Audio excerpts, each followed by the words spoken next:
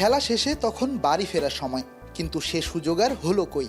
বয়সটা 24 হলেও কাঁধে যে গুরু দায়িত্ব, তাই তো ঘড়ি দেখে বাড়ি ফেরার চিন্তাটাও এখন আদিক্ষেতা। সিলেট আন্তর্জাতিক ক্রিকেট স্টেডিয়ামে বসেছে এনসিএল এর টি-20 মেলা।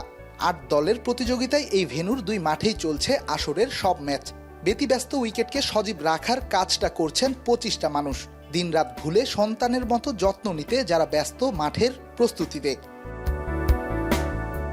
খেলা শেষে বালতি বেলচা হাতে কাজে ব্যস্ত থাকা এই মাঠকর্মীর নাম সুব্রত মুরং। 24 বছরের এই আদিবাসী লাক্কাতুরা স্টেডিয়ামের একজন অস্থায়ী কর্মী।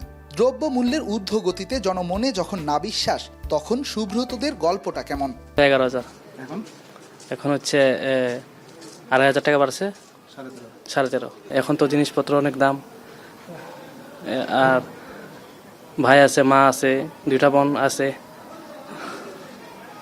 অনেক সমস্যা। তারপরে যে বিসিবি বাড়াইছে এটার জন্য অবশ্যই হ্যাঁ, ধন্যবাদ বিসিবিকে। 2500 টাকা বাড়াইছে, এটার জন্য আমি অনেক এখন মোটামুটি চলতে পারি। বেতন বেড়েছে স্থায়ী মাঠকর্মীদেরও, 5,000 টাকা বেড়ে যা এখন 17,000 টাকা। খেলাধুলা না থাকলে আমরা 7:30টার সময় বা 5:30-5টার সময় আমরা যাই। যখন এখন আমাদেরকে পারমানেন্ট করছে, মনটা অনেক আনন্দ, কাম করতে ভালো লাগে, কষ্ট মনে হয় না এখন। 12 থেকে 13 ঘন্টার এই হাড়ভাঙ্গা পরিশ্রমের পর অবশ্য দিন শেষে বাংলাদেশের একটি জয়ই শান্তি যোগায় মাঠকর্মীদের মনে। তবে কঠিন সময়ে ক্রিকেট বোর্ডের বেতন বাড়ানোর সিদ্ধান্তকে সাধুবাদ জানিয়েছেন তারা। তখন কি আসলে কষ্টের ইয়াটা ভুলে যান? হ্যাঁ, তখন আমাদের কাছে কোনো, এই যে আমরা যে সারাদিন যে কাজ করি, যে সময় আমরা বাসায় যাই সে সময় আমাদের আর কষ্ট লাগে না, আনন্দ লাগে অনেক। দেশের কোটি কোটি মানুষের আবেগের ক্রিকেটকে আগলে রাখা এসব মাঠকর্মীর আত্মত্যাগের হিসাব হয়তো থেকে যায় আড়ালে।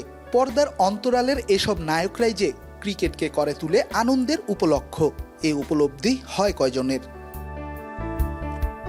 সিলেট আন্তর্জাতিক ক্রিকেট স্টেডিয়াম থেকে রেদওয়ান শাওন, এখন।